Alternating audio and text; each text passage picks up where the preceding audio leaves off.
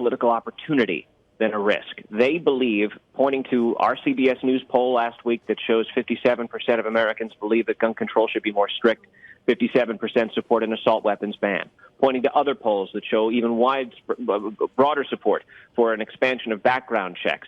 Democrats see this as a net positive. Republicans, on the other hand, are in a tricky situation because they see the same polling, and they understand that there's widespread popular support for what is generally a consensus, certainly with respect to an expansion of background checks. But the NRA has made this a key issue, and with respect to this no-fly list, principled conservatives say that you cannot and must not take away a constitutional right, the Second Amendment right to bear arms, without some measure of due process. They say the Second Amendment's one thing. Take a look at the Fifth Amendment, which says that life, liberty, and property can't be taken away without due process of law. Susan Collins, the Republican from Maine, is suggesting in her middle ground attempt at compromise that she has due process provisions in her bill. But the NRA has said it's not constitutional. And just tonight, Speaker Paul Ryan suggested that he is not of the mind of taking away any Americans' due process rights, Second Amendment rights, without due process. And remember, but the issue is gun right. That's and gun right. control, right? That's exactly right. And one of the things that Second Amendment advocates point to is in 2010, the Supreme Court upheld the individual right to bear arms. And not only did they say that that's what the Second Amendment means, but as they did in 2008, but they said that it's a fundamental right. Constitutionally, fundamental rights are the rights that ought to be the hardest for the government to restrict. The right to vote, for example, is a fundamental right in constitutional law. That's supposed to be the hardest kind of right for government to restrict. You can have your voting rights taken away if you've committed a felony, but in most other cases, the right to vote is sacrosanct. And so the same is true, the Supreme Court has ruled, with respect to gun ownership. Now, obviously, the court has said that there can be reasonable limits on that right. And just this week, the court declined to take appeals of New York State's and Connecticut's assault weapons ban. So the court has said that there are reasonable limits, and they did not take up a challenge to the assault weapons ban that exists in a couple of states. The assault weapons ban was in place on the federal level for about 10 years and was not successfully challenged at the high court. So certainly it seems that would be an acceptable thing to do constitutionally. Politically, though, is a different question. You asked it, DeMarco. Politically speaking, who stands to win or lose here? Republicans clearly believe that with their supporters, their voters, they would lose if they didn't firmly stand in favor of gun rights. Wow. So, what's the solution to the problem? Ultimately, you have to listen to what Dianne Feinstein, the California senator, said this week. She believes, in her words, Mr. and Mrs. America have to stand up.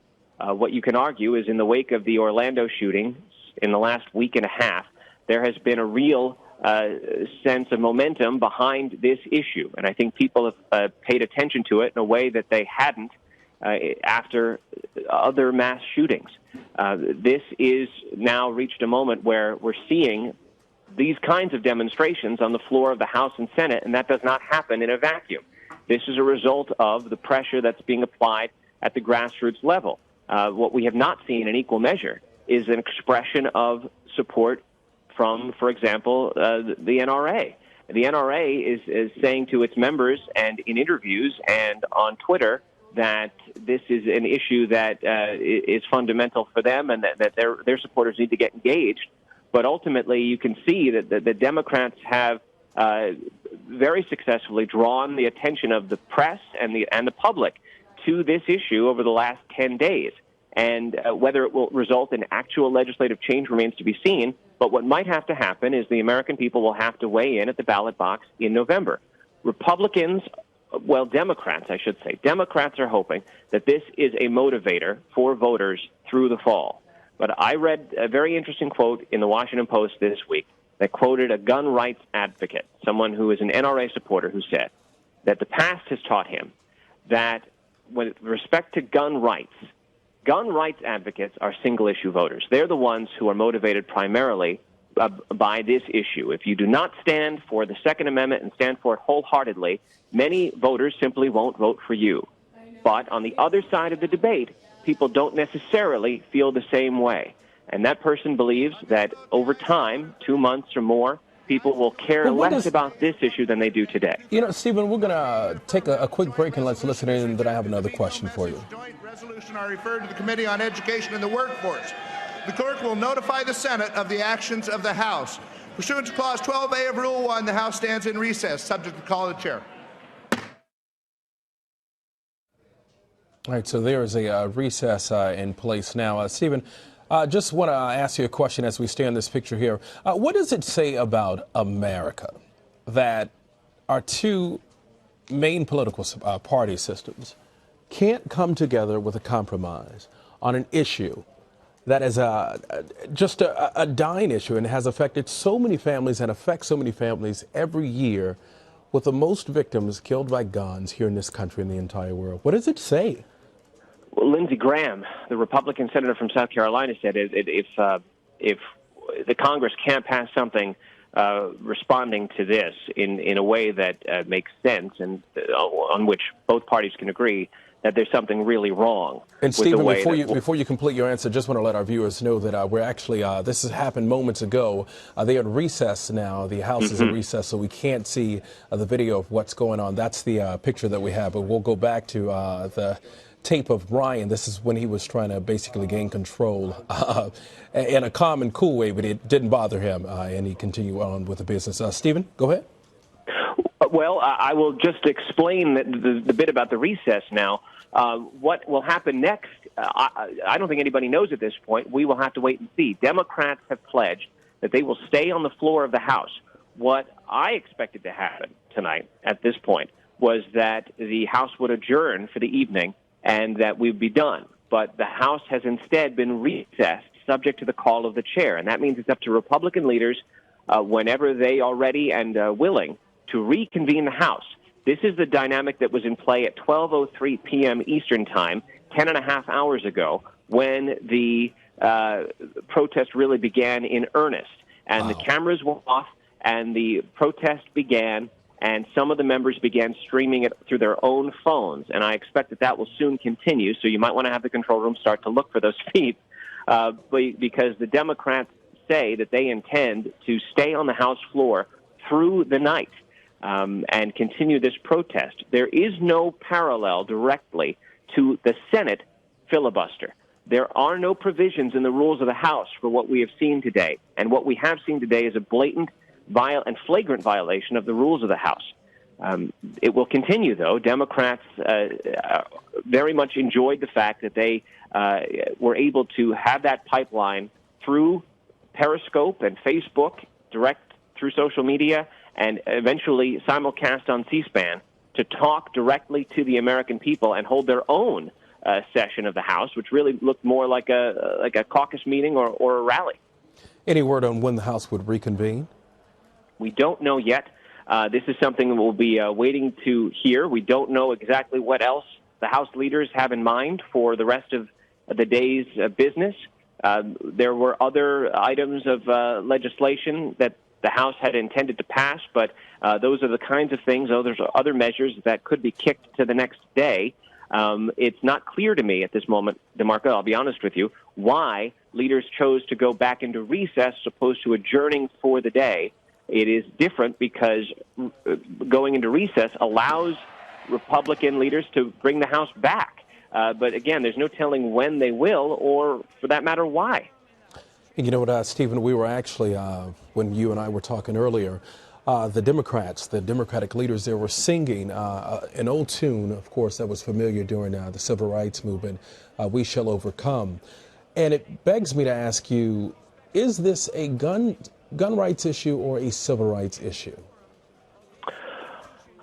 I think that the fact that what has happened in Orlando implicates the possibility, at least the discussion of whether it was a hate crime. You have the LGBT movement now heavily involved in this. So that is why it's being cast in the vein of a civil rights issue. John Lewis, the noted civil rights icon, helped lead this sit-in on the House floor. He has spoken of it today in the same way as he has in the past with civil rights issues, and the Congressional Black Caucus was way out in front supporting this issue. I think that there are a lot of gun rights advocates who would say for them it's a civil liberties issue, just as much as Democrats would see it as a civil rights issue. The two sides have very passionate opinions about it, of course, and in the Senate there might just be some middle ground. Today, Harry Reid, the Senate minority leader, the top Senate Democrat, said that he would back this emerging compromise in the Senate led by Maine Republican Susan Collins. But there are many Republicans who are deeply skeptical that the bill does not go far enough to protect the Second Amendment constitutional right to own a gun, even if you're on a no-fly list, even if you are allowed to board planes but must undergo the secondary screening. There are about 2,700 Americans, we're told, who are in this category. Americans, either U.S. citizens or green card holders who are, otherwise able to not charged with a crime, but have trouble when they go to the airport. Either they're not allowed to board a plane for various reasons, or they are allowed to board a plane, but only after they get pulled aside for screening separately and maybe even have to undergo an interview. And then they are able to board a plane. So this whole no-fly, no-buy isn't entirely true because some of these people actually are allowed to fly. That said, Democratic leaders insist and some Republicans insist that this is a small group of people, and there are reasons that these people are on those lists. And those reasons are good enough because the FBI says so, that they shouldn't be able to buy a gun. Republicans say it's not enough for the FBI, an entity within the executive branch with no judicial oversight, to tell any American that they can't exercise a constitutional right that the Supreme Court has upheld as fundamental. Let's go back to Paul Ryan. We all know the powers of the Speaker of the House, but I got a question for you. Does he have the power to remove the Democrats who are participating in the sit-in? Oh, boy. Yes.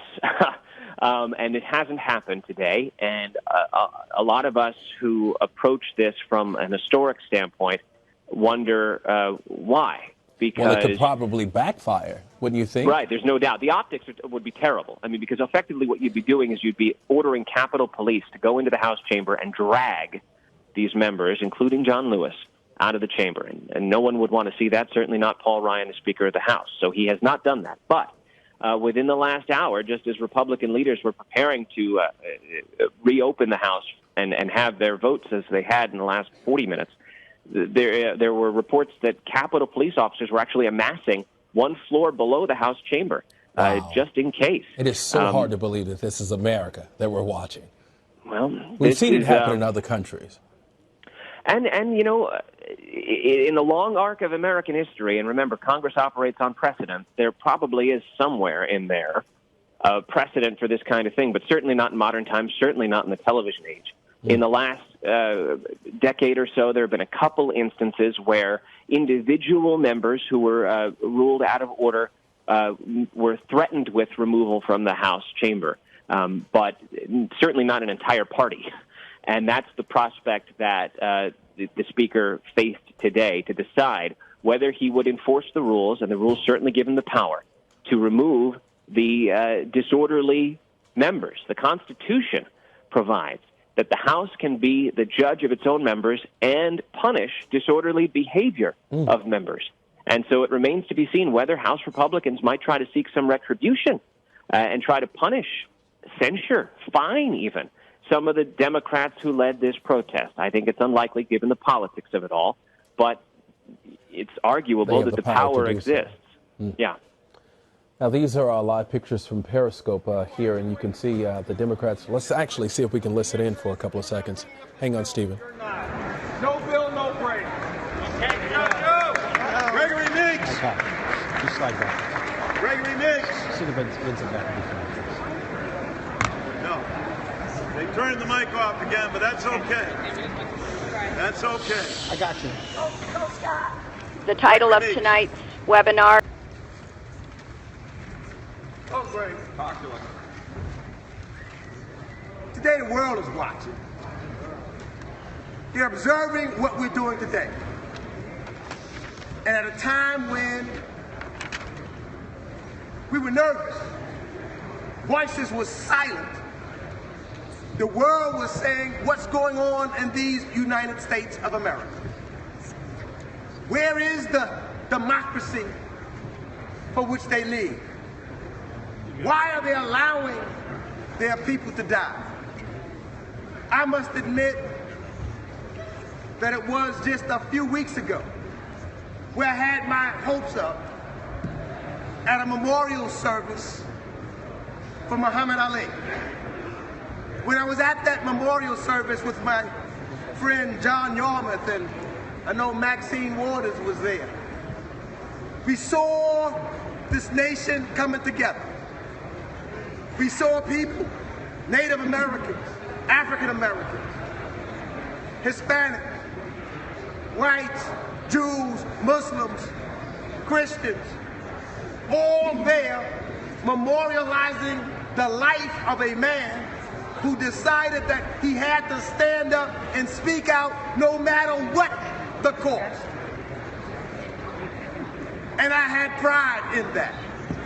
Just a short time thereafter, we had the horrible shootings in Orlando, Florida. My heart was heavy. I was headed to D.C. but could not make it here. I heard about the communities in New York, the LGBTs getting together in the village. I said, I can't come down to another place in Washington, D.C. just to hear a moment of silence. Let me go where people's hearts were heavy. Let me go where folks were standing and said we need a vote to end this gun violence. And so I went there to renew my spirit. The same spirit that I had when I was in Louisville, Kentucky. And then we come back here and we didn't have a vote. And I got a word from John Lawson. I got a word from John Lewis to let's get together, that it's time to get in the way, that it's time to make a difference, that it's time to let the American people know they do have a voice in this house. And tonight we hear this voice. And so as All right, that's U.S. Representative Gregory Meeks for New York's 5th Congressional District, just one of many speakers today for the past 10 hours participating in this sit-in there in the House. If you look to my right, your left of the screen, you'll see one of the leaders there holding a poster with many of the faces of, I'm assuming, victims of gun shootings there in their respective districts there. They've been actually talking about some of the victims and their families and sharing their personal stories all day long after those gun measures failed earlier today and this week. Actually, there in Congress. Let's go to bring back Stephen Portnoy. Again, he's a CBS Radio News correspondent. He's been with us for the past hour or so. And Stephen, we really appreciate you. You have been really sort of giving us a good perspective of what's going on here. What do you make now that we're on Periscope and clearly the speeches are continuing, the mics have been cut off there, the cameras clearly are off as well as we take part in this recess, the fact that they are still continuing to go on and push through? Yep, this is likely to continue through the night. That's what we've been told by Democratic leaders. They have pledged to keep at this, and while the world is watching, certainly the nation is watching, continue this push. What you're watching right now is actually from the cell phone of a California congressman named Scott Peters, who says he'd never really used Periscope before, and his iPhone, is actually kind of sort of perched on one of the benches of the pews with the House seats that are plush with leather. It's kind of sort of tucked inside the fold of the leather, and it's balanced. That's why the shot is so steady. It's just in front of the podium there where the Democrats typically address the House, and you can see Congressman Meeks there talking to the assembled people, not just on the floor, but also dozens of people in the galleries around him.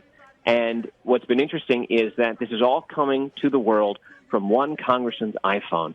And earlier tonight, there was an urgent call amongst the Democrats colleagues for someone who might have an extra battery pack that they could plug into Congressman Peters' phone to keep this alive, because it's the only way, really, that this message is getting out to the broader public. It's incredible how simple it's become to do, and also how powerful.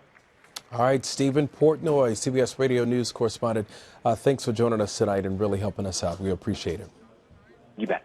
All right, folks, if you are just now joining us, we're going to take a quick break. Stay with us. We are continuing to follow this historic sit-in that's happening in the House of Representatives there in Washington, D.C. Stay with us. We'll take a quick break, and we're back in a moment.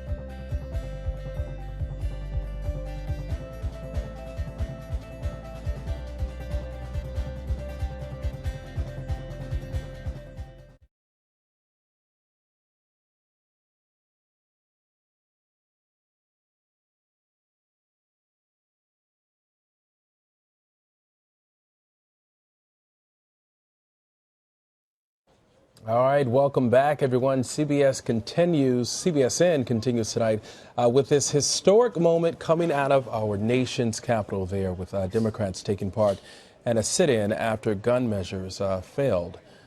control measures failed recently. I want to bring in Nick Thompson, who is editor of NewYorker.com and CBS News contributor. He's on the phone with us. Nick? Good to be here. How are you? Good. Thank you. What do you make of what we are seeing? This is one of the most extraordinary things I've ever seen from Congress. This was not something that anybody expected. It's something that's been incredibly dramatic, and for the first time that I can ever remember, the whole world and the whole internet is turning into Periscope to watch Democrats on the floor of Congress. It is an amazing moment for this country. I have no idea how it will play politically. I have no idea how it will affect legislation, but this is drama like we haven't seen in a long time. And it's the first time that Democrats have actually created the drama in the House. Traditionally, it's the Republicans who've been shutting down the government or doing this or doing that. The Democrats are actually having a moment where they're drawing attention to themselves. Yeah, and I wanted to ask you as well. We were actually talking to Stephen Portnoy earlier, but just to get your thoughts, do you think this is a political risk for both sides? Oh, it's absolutely especially a political Democrats. risk for both sides. Well, I think it's, my instinct, I don't know, it's very hard to predict how these things will play out. My guess is that if you're just to look at the politics, it's probably a good move by the Democrats in that most of the country supports the gun control legislation that the Democrats are pushing, the sort of the no-buy, the no-fly rule. A majority of the country supports that, and the majority of the Republican Party opposes it largely because there's a very well-organized lobby that supports them and funds them. Yeah, even Trump coming out and agreeing with the no-buy, no-fly. It's a sensible policy, and it plays well, right? It is a good slogan. It's a good argument. At this moment in this country where massacre follows massacres, I think the argument is on the Democrat side. I think most of America wants some kind of gun control action. I think most of America would be persuaded by the Democrats' arguments. On the other hand, most of America also wants a civilized, well-ordered Congress where people don't sit down on the floor at 10:50 at night and hold placards and signs and chant. They want people to act responsibly and to vote. And so that will be the Republican counter-argument, which is, look at these people. They're completely out of control. They're mad. Why would you want to give power to these people? So I don't know how it will play. I think the arguments are on the Democrat side. It's possible the theater will be on the Republican side. But, Nick, you also got to point out that a lot of Americans also enjoy their gun rights as well. Right. No, many, many Americans enjoy their gun rights. And many Americans believe very deeply in the Second Amendment, which is a hugely important part of our Constitution. It is the Second Amendment, right? And you can, Democrats can make an argument that the Second Amendment up until the 1970s was interpreted very differently from the way it has been interpreted in recent years, and it was much more about maintaining a militia than about individual rights to bear arms. But the truth is that a lot of people in this country believe very deeply that any infringement on the rights of gun owners is not just a policy mistake, but it's actually an infringement on the Constitution and therefore infringement on what it means to be an American, right? So there is a very strong counter-argument to any gun control legislation.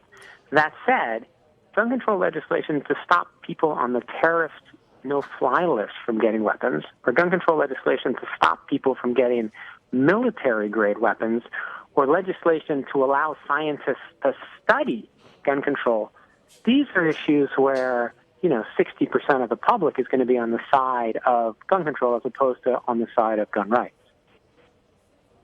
All right, Nick, we're also seeing protests outside of the Capitol. And folks, again, if you're just now joining us, we are on the phone with Nick Thompson. He is the editor of NewYorker.com. There we have those pictures, live pictures outside of the Capitol. Folks from Virginia Tech, the Virginia Tech shooting, there's a sign that says, never forget. A lot of folks are out there calling for gun control, and I'm almost certain you have the other side as well who are saying protect our rights when it comes to gun rights. Nick, what do you make of Democrats allowing Congressman John Lewis, the civil rights icon and a legend, to sort of lead this sit-in? How impactful will that be?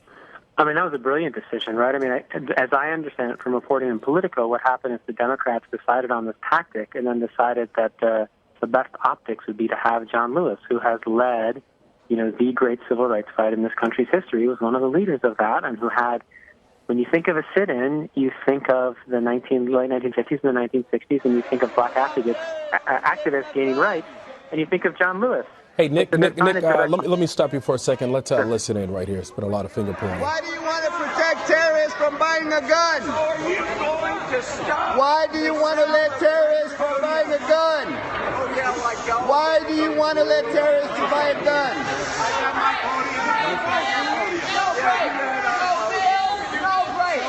Why are you protecting terrorists?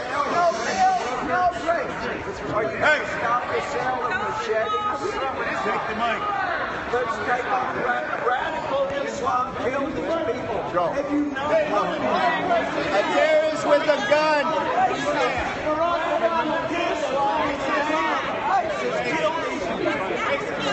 Don't let terrorists have a gun. Don't let terrorists have a gun. Don't let terrorists have a gun. David. Lois, it's not a good spot to sit. Can you do it now? Sorry. Hey, Peter, were you a reporter in your last life? She was. What a journalism certificate in high school. Is that mine or yours? Mine's there. You want it? Mine's there. I know.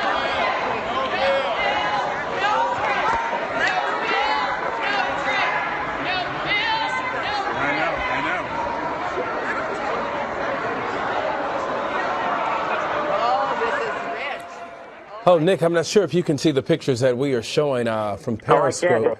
You can see it. For the first time today, it actually looked like they were about to come to blows at one point there. What do you make of this? I mean, just the anger and the amount of frustration inside the House, 10:55. Wow. Right. I mean, there is incredible amount of frustration at the failure of gun control laws over the last many, many years. People working very hard to get gun control legislation being stifled at every turn. I think there's also a lot of genuine fear and anger. I mean, the most moving thing that you've seen today are all the people holding up the signs of the names of people who've been killed in their districts in massacres. And at this point in this country, we have so many people killed so frequently that there are a lot of congressmen who have representatives, and there are a lot of congressmen from places like Connecticut where they've dealt very personally with heartbreaking massacres. They feel like they're at risk, they feel like their children are at risk, and they are aware that we have a gun massacre problem in this country like no other part of the world. So they really believe deep down in this issue. They believe that this legislation will reduce the number of people who get killed, and that is something that brings out passions. On the other side are Republicans who believe that, look, this is a fundamental part of our Constitution. We can't do something here. We can't go against our Constitution and the Second Amendment. So this is an argument that is going to bring out passions from all sides, and you can see this coming ahead. All right, and Nick, want to remind our viewers who are just now joining us or who have been watching, we are watching Periscope because this is the only way that we can get those pictures out of the House. They're in recess right now, which means the cameras and the microphones go off. So again, when they do reconvene, we will take you back to a clearer picture, but this is good enough for us, but a clearer picture and with sound, of course, and you'll see the chaos that has been continuing throughout the evening. Nick, I hope you can go into some pictures outside of the Capitol, the protest. Okay, the protesters are gone, I'm told, but we'll probably try to be able to get those pictures to you before the evening is over. Nick, just want to talk about those protesters outside and the impact that this city is having on... We got a lot of friends on the other side. Dave Bratt, we'll talk about this tomorrow at the gym, okay? All right? Dave Bratt over there. You know, look, we got friends on both sides of the aisle here, folks. It's happening in our country right now. On both sides. It's hard to say.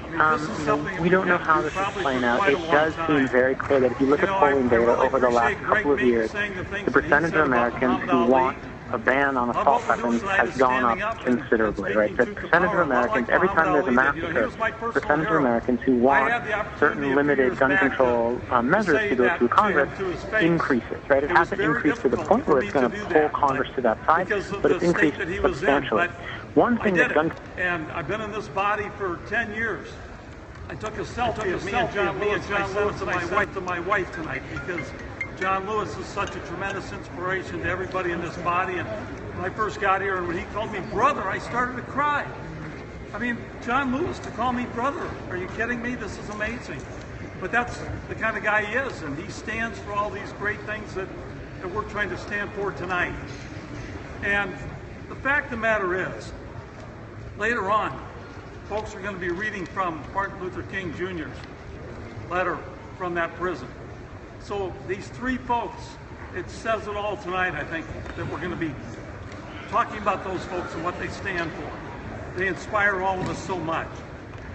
But I came to the floor this morning because I really wanted to make sure that we had a vote on gun safety legislation.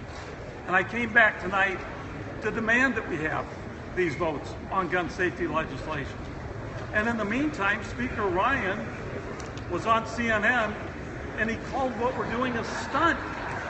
I was actually taken aback in some ways. To call this a stunt is really to belittle what is happening here tonight. And it's to demean it, and it's to diminish it, and it's to try intentionally to take away from the significance of what we're doing tonight. All we are asking for is a vote, folks. There's nothing about this that's a stunt. This is a reality. We're talking about 32,000 deaths a year. Yes, we're talking about 49 in Orlando. This is not a stunt. This is serious business. This is the people's house, as has been said over and over throughout the day. We demand a vote. The people want to vote on these issues, folks. That's why we're here tonight. This isn't a stunt. This is as far from a stunt as we can possibly have. So we're serious about this, folks. We're serious about this. And look, let's have a vote. It may fail. You know, Speaker Ryan said, well, this already failed in the Senate. My response is, so what? So what that it failed in the Senate? We are the people's house. We deserve to have a vote on these issues tonight. And guess what? If we have a vote and it passes, I think that the Senate will reconsider, because we are not tonight mobilizing not only people in this body, but thousands and hopefully tens of thousands of people around this country And senators will listen if we have a vote and if it passes. I have every confidence that that will happen, folks. That's why I'm here tonight, so I can speak out on this issue, so I can speak for those folks who've been victims of gun violence, for the survivors, for the families, for all the rest. And I thank John for organizing this. I thank all of you who've come tonight. I thank all the folks in the audience. When I got elected 10 years ago, this is the last thing I thought I'd ever be participating in, folks. But this really is democracy at its best. And we're having a great conversation, and folks outside these walls are listening to this, and they're participating, they're tweeting to us, they're Facebooking us, they're communicating with us, and they're telling us to keep up the fight. And that's what we need to do, folks. No bill, no break, no fly, no buy. That's what this is about, folks. Thanks, everybody. Thank you. There's nobody in this body that dignifies grace and personifies grace, and in her demeanor and in the way that she conducts herself. And I want to say to our colleagues on the other side of the aisle, we're here tonight out of respect. We respect you. All we're asking for is a vote. Mitch McConnell gave the Senate votes. It allows people to express where they stand on an issue. We, as many speakers have said, understand that you have the votes.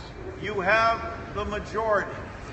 All we're asking is to express our opinion on behalf of the citizens we're sworn to serve. That's fundamental, and that's all we're asking for. Doris Matsui.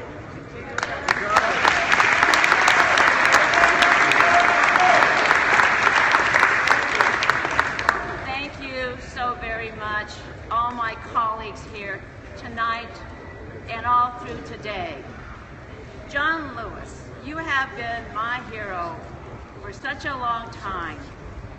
I didn't participate in the first sit-ins, but this one is absolutely historic with you. To sit in the House of Representatives chamber is totally remarkable.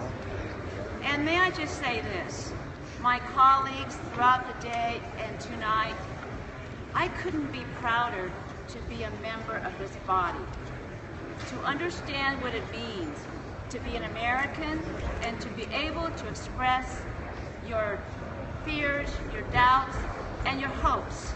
And that's what it's all about tonight.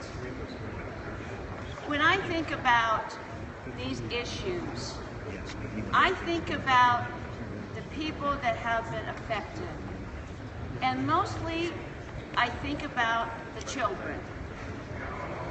In particular, with the mass shootings that occurred, but particularly with Newtown, Sandy Hook, because there were young children going to school. And I know all of you have had the experience of buying your children or your grandchildren their backpacks. How proud they are of their backpacks and the things they put inside their backpacks. Very, very special. And I was thinking about that when that tragedy occurred because my grandson was that age at that time. Loved his backpack. And I just imagine how it would be if we sent him to school with all the hopes and dreams that we have for our young people. And he didn't come home. So where is the doctor, the teacher, the scientist, the person who can actually discover the cure for cancer? Yep. I am looking at this realizing that my grandchildren, both Robbie, who's now 9, and Anna, who's 12, are the touchstone as far as I'm concerned to the future. And what I believe is that every Anna and Robbie in every neighborhood in this country deserve to feel safe. When they go to school. Deserve to feel safe when they go to school, they go to the movies, they go to church, they go shopping, And the thing that really got me in particular was, I think most of us try to shield some of these bad things from our children or our grandchildren. But they hear about it. And when the slaughter happened at Sandy Hook, Robbie asked me, what happened? Is it safe to go to school? Can you imagine having that thought? Is it safe to go to school? So that's why I feel it is so important to demand the vote, so we can say we are doing this for the sake of our children and our grandchildren and the future of our country, because that's where it lies, with our children and our grandchildren. So I, along with my colleagues, demand we have a vote. A vote. No fly, right? No buy. We're going to have many travelers this summer. Families going on vacations with young people. Do you want to be sitting next to somebody who is on a no-fly list? I don't think so. I think for the sake of our families, our children in particular, we demand a vote. We demand a vote. We should not go home for the sake of our families, on our grandchildren, our children. If we don't have a bill, no break. No vote, no break. No break. No bill, no break. No bill, no break. No bill, no break. No bill, no break. Brennan Boyle.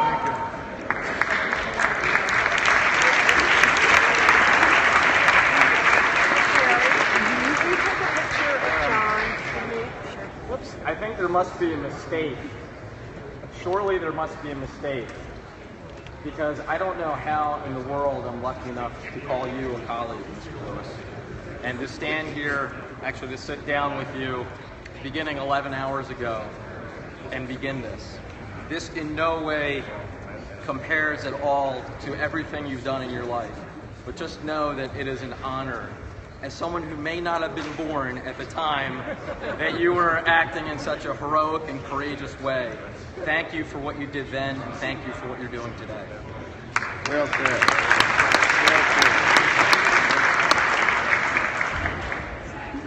I can't believe that we have to resort to this. I can't believe that in a place that I was raised to believe and do believe is the greatest country in the world, we are the country that by far leads the world in gun violence. And most of that has happened in my lifetime.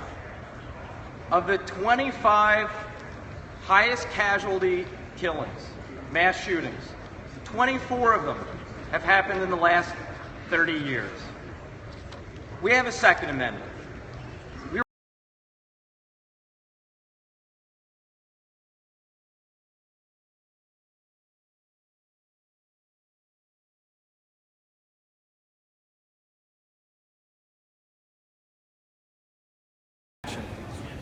Well, no more.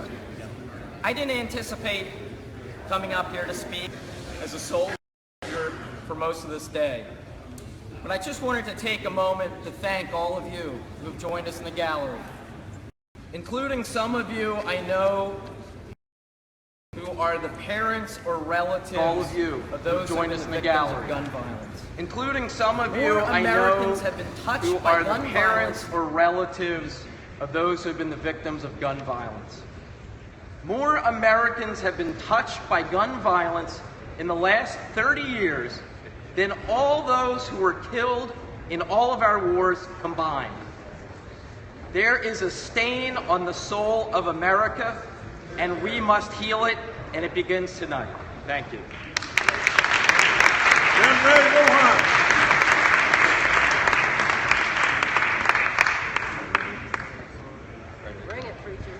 Well, to all of our colleagues who are here, and it's good to see so many of you sitting around. It's good to be joined by several of our Republican colleagues who are sticking around as well. To everyone that's up in the gallery, thanks for the courage of staying with us tonight, and everyone who's assembled outside and standing strong for calling this Congress to act. A friend of mine a few minutes ago tweeted me a photo that he saw of John Lewis online, and in it, John, he oddly enough put a little quote from Winston Churchill. But in it, he said this: courage is what it takes to stand up and speak. Courage is also what it takes to sit down and listen. Tonight we've had the honor of sitting down and listening to our colleagues share stories of tragedies across the country. We've had an opportunity to sit down, try to figure out what it's going to take for us to have some profiles and courage maybe shown in this 114th Congress. I certainly hope that everyone here is taking the time to use your God-given ability to hear and to listen to the profound nature of where America is. Because earlier tonight, I was very saddened when our very own Speaker Paul Ryan took to an interview on CNN with Book Blitzer and said that tonight, Speaker Paul Ryan said that this was a publicity stunt.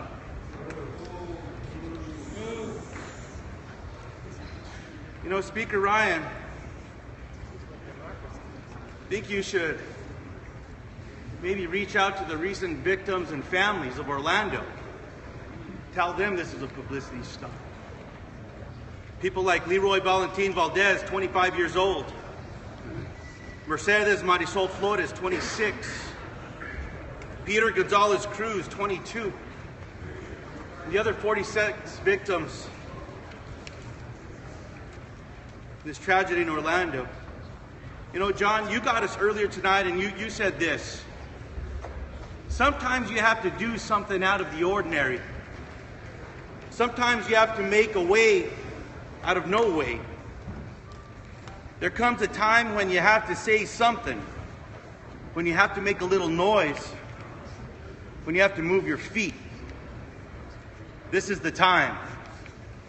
Now is the time to get in the way. The time to act is now. We will be silent no more. And you called us as Democrats to the House floor to bring the voiceless a voice. Well, for everyone that's watching, and Beto, I want to thank you again, and Scott Peters, Mark Takano, for taking this to the American people, because the American people might not realize this. We should remind them yet again. These microphones are off. C-SPAN is not running tonight off the cameras that are in the House chambers, not because someone at C-SPAN made a decision not to run this tonight. As Roll Call reported earlier today, the decision on whether the cameras in this chamber are on is a decision made by the House Republicans in the majority. Turn the cameras back on. Turn the microphones back on. So that people across America can hear what's happening on this House floor. So when Speaker Ryan's office puts out a tweet today that says it's customary that when we're in recess, the cameras are turned off, what everybody saw is when the cameras were still turned on is that the presiding Speaker of the House walked out of that chair, and then the cameras turned off.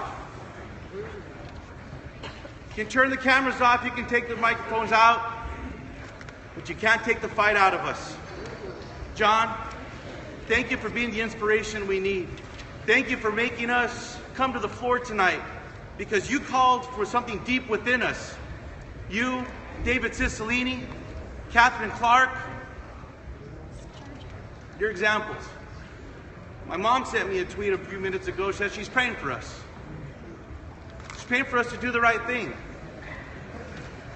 I bet a lot of our moms are out there praying for us right now to do the right thing. And I just want you to know, just so maybe you have some comfort where the American people are.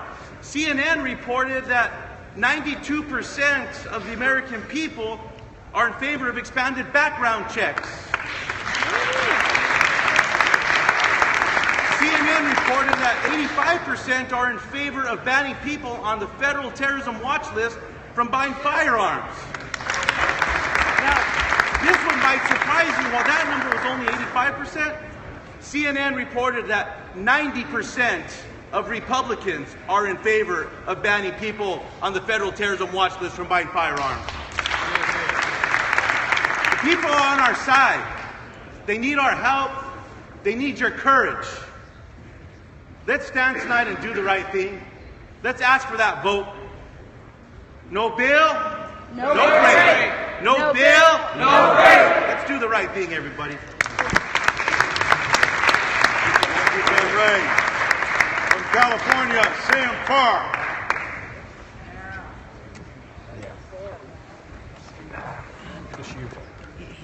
They're taping it. Thank you very much. Thank you all my colleagues for this whole day. I have been in Congress for 22 years, and as you know, I'm retiring. I don't think I've been more proud of this House and the minority in this House, the Democratic Party, for demonstrating how we need to take back this Congress so that the voice of the people can be heard on the floor.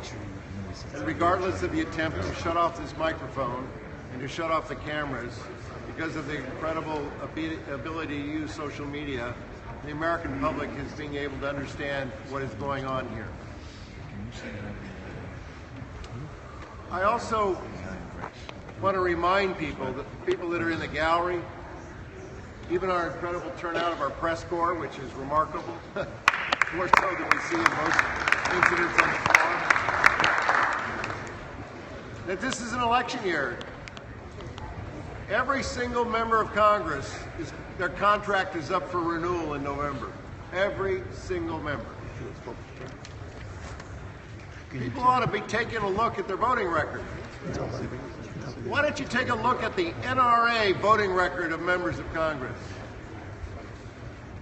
You'll see that the people that are speaking here today, who are great scholars when they were in the universities, in studies of law and medicine, and many other professions, were at the top of their class. They got A's. They're valedictorians. And now they're walking around with a letter F from the NRA. Proudest F they ever received. Every newspaper in this country ought to be publishing that voting record. Because they'll see that what we're doing today is a demonstration that is boiled on this floor for decades. When I first arrived, we had a very controversial bill, the President Clinton's crime bill. And in that, we banned assault weapons. Very controversial vote. Unfortunately, that ban was sunsetted after 10 years. Everyone thought, well, it worked well. Assault weapons couldn't be sold anywhere in the United States. And we'd regain it. But with the Republican leadership at that time, they wouldn't even allow for a vote. Wouldn't even allow for a vote to renew that ban. So our frustration has been mounting year after year. And in this election year, we're not only electing legislators to Congress, we're electing legislators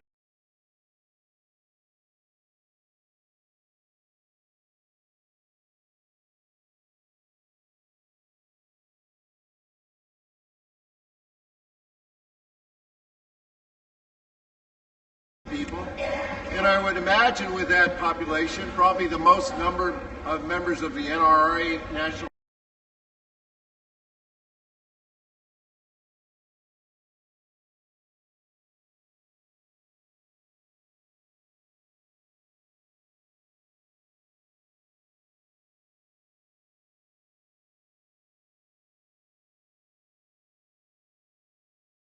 assault weapons.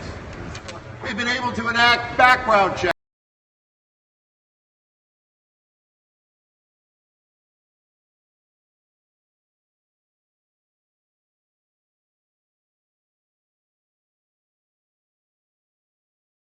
State legislators, stand up, be proud, start an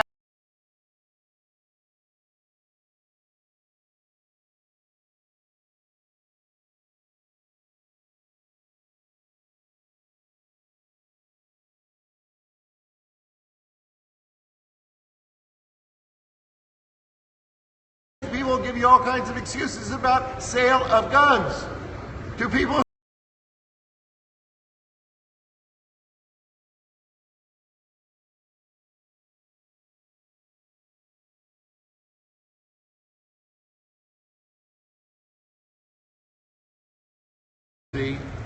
Here in Washington, D.C.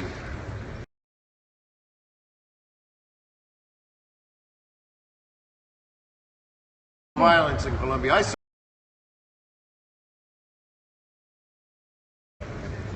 What I was so proud of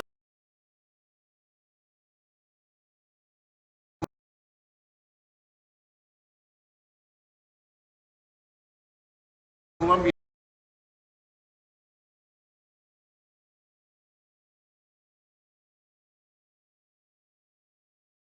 just remarkable that we can have other governments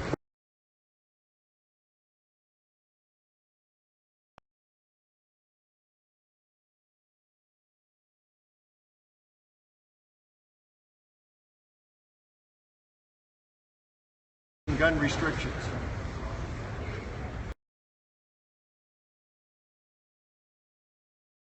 Measure.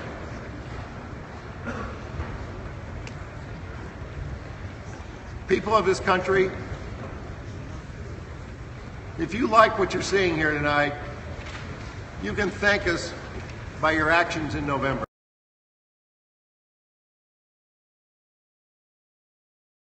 Republican colleagues, let's use this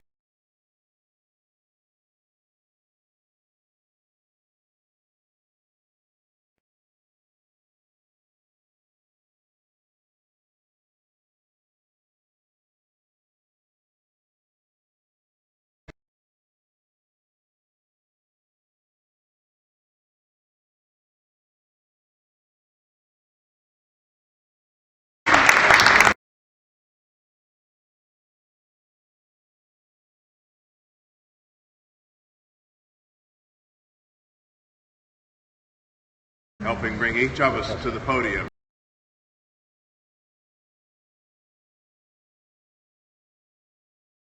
About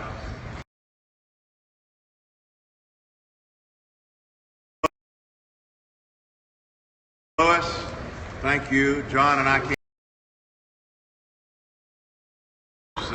approaching. It was about John Lewis. It wasn't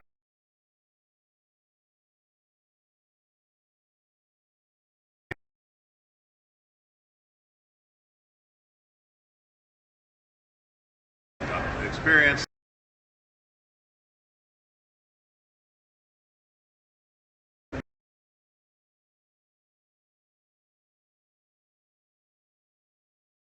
But extraordinary situation.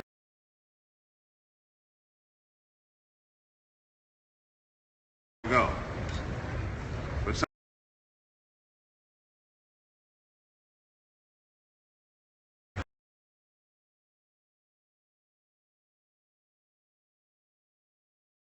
But gunned down by a deranged and self-proclaimed ISIS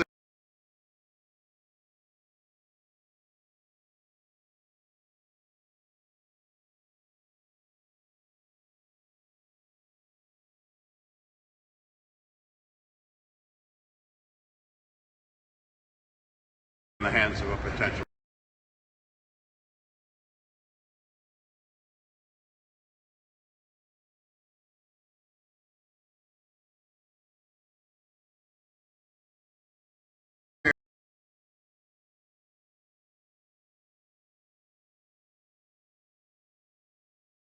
international.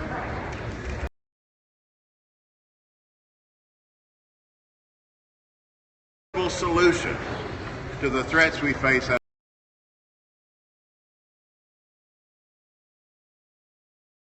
in America. Well, now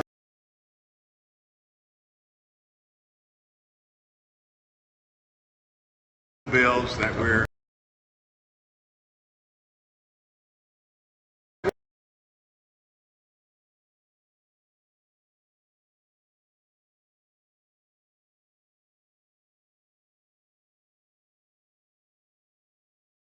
$40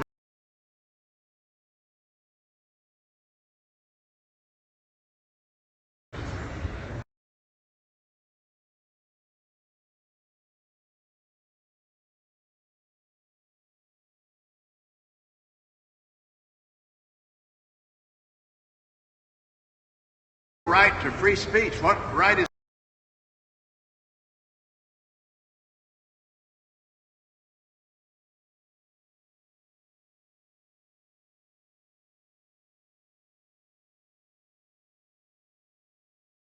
right doesn't give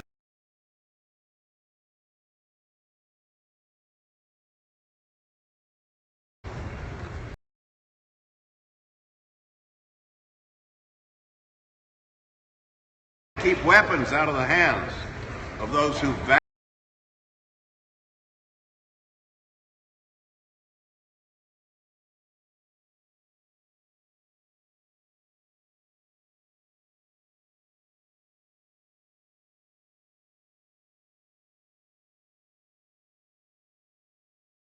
prevent.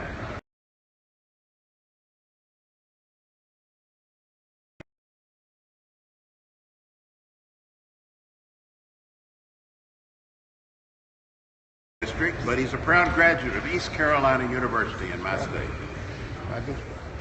He was gunned down.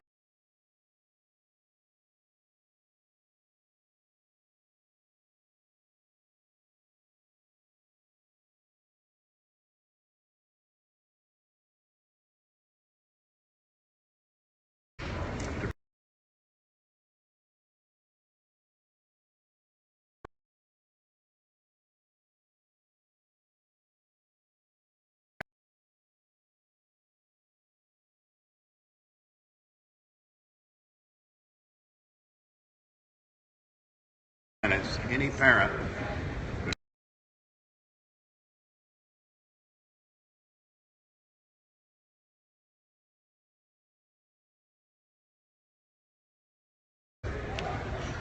in club, they shooting.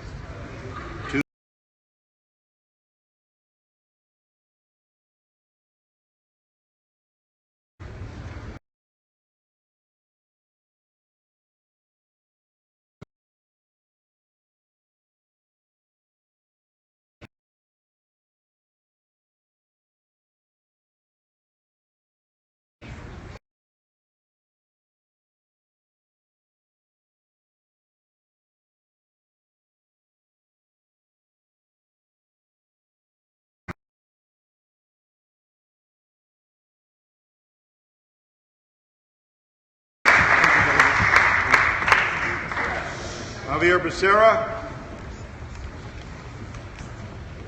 Joe Kennedy.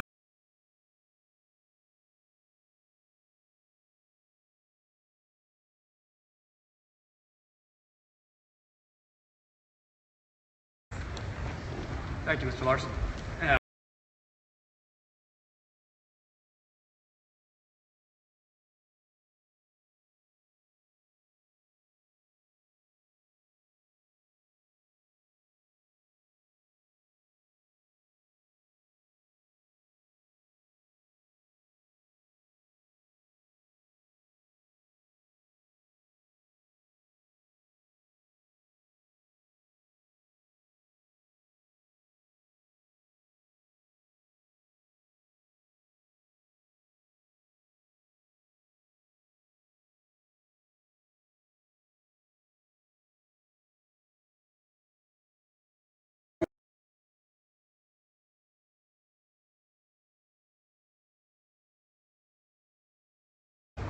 Dr. Davidson was responsible.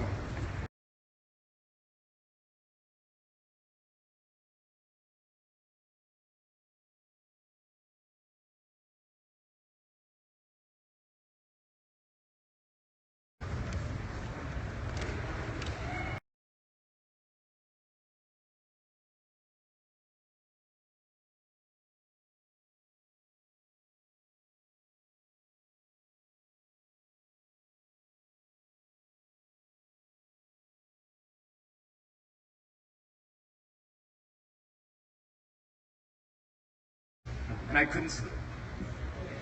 I could generally fall asleep initially,